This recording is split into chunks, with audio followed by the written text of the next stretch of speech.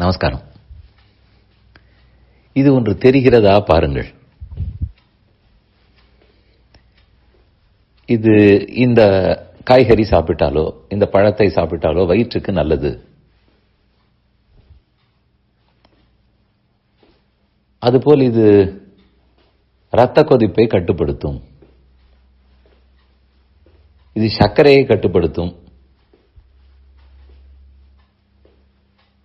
இது ஜெனரல் ஹெல்த்துக்கு நல்லது. இப்படி ஒவ்வொன்றும் சொல்லுவார்கள். அதனாலே உடலுக்கு உடல் உறுப்புக்கு இது நல்லது என்று சிலதெல்லாம் உள்ளன. சாப்பிடும் பண்டங்களிலும் உண்டு, உடற்பயிற்சியிலும் உண்டு.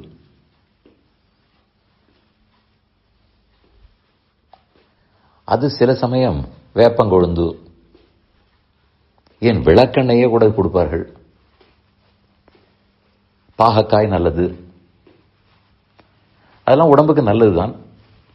ஆனால் ருச்சியாக இருக்குமா, மூச்சை பிடித்துக் கொண்டு அப்படியே முழுங்கி விட வேண்டுமா, அது அவரவர் விருப்பம். ஆனால் நல்லது நல்லதுதான்.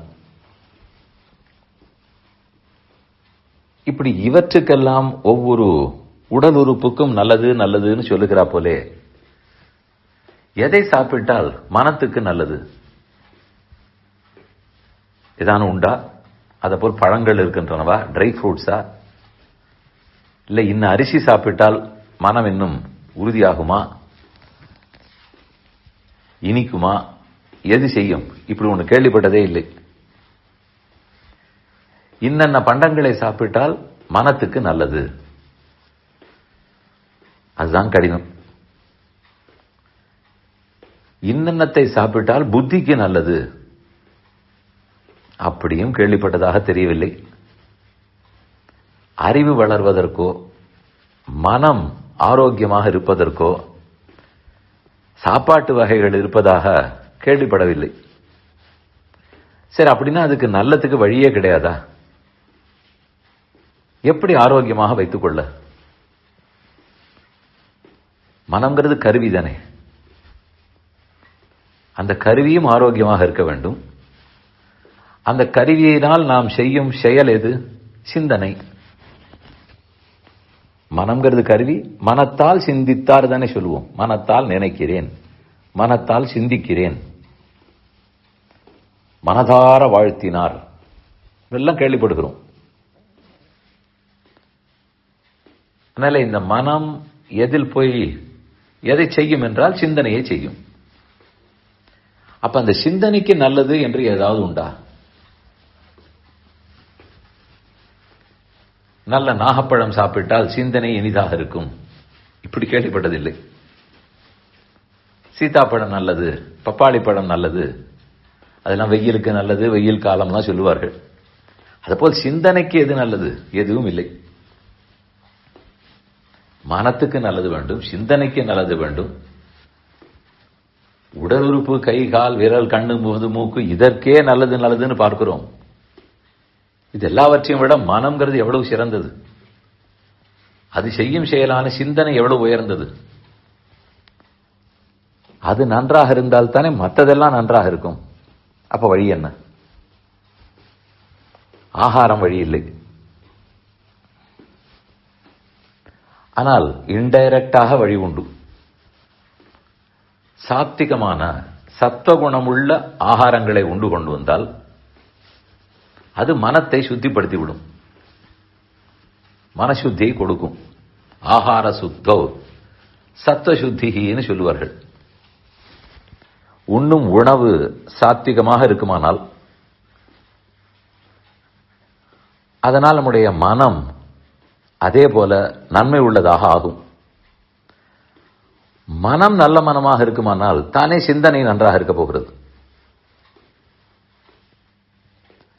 அதனால் ஆகாரமும் அதற்கு நல்லது செய்யும். ஆனால் இன்ன பண்டம், கொய்யாப்பழம் சாப்பிடு மனம் சுத்தியாகும், அப்படி சொல்லப்படுவதில்லை. அதுக்கு ஒரு வழி உள்ளது. இந்த மனத்திலேயே பெருமான் எழுந்தருளி இருக்கிறார். அவர் படைத்ததுதான் இந்த மனம். பகவானை எங்கும் நிறைந்திருக்கிறார்னு சொல்லுகிறோமா? அப்ப நம் மனத்திலும் அவர் நிறைந்துதான் இருக்க வேண்டும். எங்கு போவார்? அவர் இல்லாவிட்டால் மனமே இல்லையே.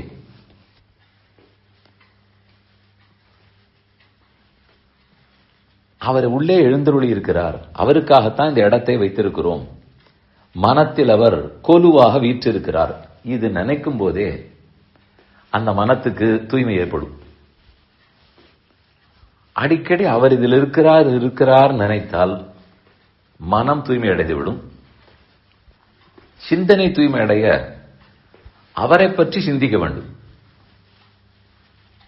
மனம்ங்கிற கருவி தூய்மை அடைவதற்குத்தான் அவர் உட்கார்ந்து கொண்டே இருக்கிறார். அதை உறுதிப்படுத்திக் கொண்டால் போதும், ஏற்றால் போதும்.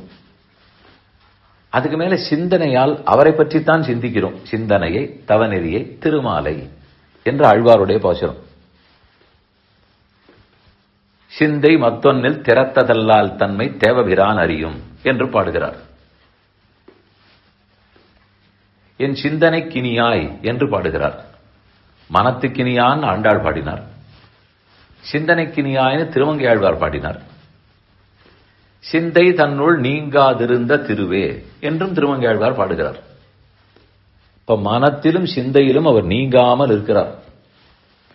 அதை நினைக்க நினைக்க அதுதான் மனத்துக்கு ஆரோக்கியத்தை கொடுக்கும். அவரை சிந்தித்தால் அந்த சிந்தனையே தெளிவடைந்து விடும். இது கண்டிப்பா நீங்களே அதனுடைய பலத்தை பார்க்கலாம். இந்த முயற்சியை பண்ணாமல் சொல்லிவிட வேண்டாம். ஒரு 6 மாதம் முயற்சி செய்யுங்கள். கண்டிப்பா மனம் தெளிவடையும், ஆரோக்கியமாகும், இன்னும் நன்றாக சிந்திக்கும், குழப்பங்கள் விலகும், கோபமே குறையும், கவலை குறையும், பயம் நீங்கும். இதுக்காக நம்ம செய்ய வேண்டியது சின்ன சின்ன பெருமானை பற்றின நினைவு, தியானம், அவ்வளவே. ஆனால் மனத்துக்கும் தூய்மையாக்குவதற்கு வழி உண்டு, சிந்தனையும் தூய்மையாகும் என்பதற்காக கூறினேன்.